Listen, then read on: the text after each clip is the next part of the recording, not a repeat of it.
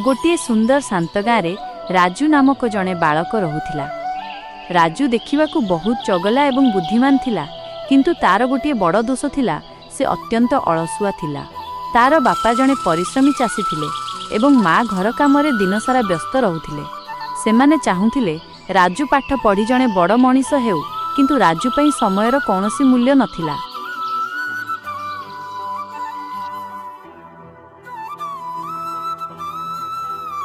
प्रतिदिन सकाळु जेतेबेले सूर्य देवता आकाशरे हसुथिले एवं गाँर अन्य पिलामाने बही धरी पढ़िबाकू बसुथिले, राजू सेतेबेले घोड़ी घाड़ी होई सोईथाए। ता माँ जेतेबेले पाखकू आसी डाकंती, राजू रे उठ, देख सूर्य मुंड उपरे हेलेणी, केते सोईबू। राजू आखि मळी मळी कुहे, आउ मात्र 5 मिनिट माँ। किंतु सेही 5 मिनिट केतेबेले 1 घंटारे बदली जाए, ताहा राजू जानी पारे नहीं। दिन सारा से पाठ पढ़ा छाड़ी सांगमानंक सह खेलिबारे एवं बुलिबारे समय नष्ट करुथिला। स्कूल रे शिक्षक मध्य ताकू बुझाउथिले, राजू मने रख, समय थरे गले आउ फेरी आसे नहीं। किंतु राजू एसबु कथा को गोटे कानरे पुराई अन्य कानरे बाहर कर देउथिला। दिने गाँव रे एक बड़ घोषणा हैला।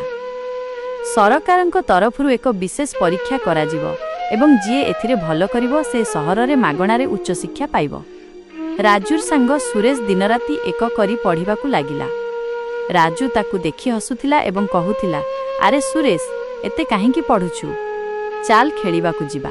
जीवनटा उपभोग करिबा पई, बही भितरे मुह गुंजिबा पई नुहे। सुरेश ताकू बुझाई कहिला, आजि जदि मु परिश्रम करिबि तेबे काली मोर भविष्यत उज्जवल हेबो। परीक्षा दिन आसिला। राजू भाबिथिला से सबु करिदेबो, किंतु जेतेबेले प्रश्नपत्र देखिला तार मुंड बुलाई देला। से किछि भी प्रस्तुति करि नथिला। फलाफल बाहरिला बेलकू सुरेश प्रथम होइथिला एवं राजू संपूर्ण असफल होइथिला। तार सबु सांगमाने आगकू बढ़ी गले, किंतु राजू पछरे रहीगला। सेही दिन से प्रथम करी निज भूल पई कांदिबाकू लागिला। सेही समय रे गाँकू जड़े ज्ञानी वृद्ध लोक आसीथिले। राजू दुखरे तांको पाखकू गला एवं पचारिला, अजा मु सबुबेले काहींकी हारि जाउछि, मो भाग्य काहींकी खराप। वृद्ध जनक हसिले एवं ताकू गोटिए बहुत बड़ शिक्षा देले। से कहिले, राजू, समय हेउछि एक बहुथिबा नदी भली। तुमे जदि सेही नीररे थरे हाथ धोईदेब, सेही पानी पुणी केबे फेरिबनी। सेमिति प्रतिटी मुहूर्त थरे चलीगले ताहा इतिहास पालटि जाए। जेउमाने समय को सम्मान दियंती, समय सेमानंकु दुनिया रे सम्मानित करे।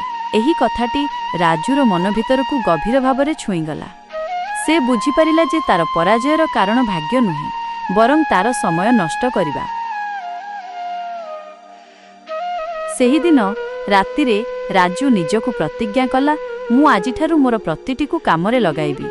से सकाळ फटारु उठिबा आरंभ कला, बापांकु चाष कामरे साहाय्य कला एवं निर्धारित समय रे पाठ पढ़िला। खेलकूद पाई मध्य से एक निर्दिष्ट समय रखिला। प्रथम किछि दिन ताकू बहुत कष्ट हैला, किंतु से हार मानिलानी। धीरे धीरे एहा तार अभ्यास रे परिणत हैला। तार परिवर्तन देखि माँ आखिरे लुह आसीगला। से खुशी रे कहिले, मो पुओ आजि प्रकृत रे बड़ होई जाइछि। वर्षक परे आउ एक बड़ परीक्षा आसिला। एथर राजू संपूर्ण प्रस्तुत थिला। से केवल पढ़ु नथिला, बरं गोटे योजना करी समय को व्यवहार करुथिला। जेतेबेले फलाफल आसिला समस्ते स्तब्ध होई गले। राजू गाँर सबुठारु श्रेष्ठ छात्र भावरे उत्तीर्ण होइथिला। वर्ष केतेटा बीतीगला। निजर श्रृंखला एवं समयानुवर्तिता पई राजू जणे सफल सरकारी अधिकारी भावे गाँकू फेरिला। सेही दिन गाँर सबु पिलामानंकु एकाठी करी से गोटे कथा कहिथिला, टंका हजिले मिली पारे, किंतु हजि जाइथिबा समय केबे भी फेरी मिले नाही। सेथिपाई समय को धन परि साइती रख एवं एहार सदुपयोग कर।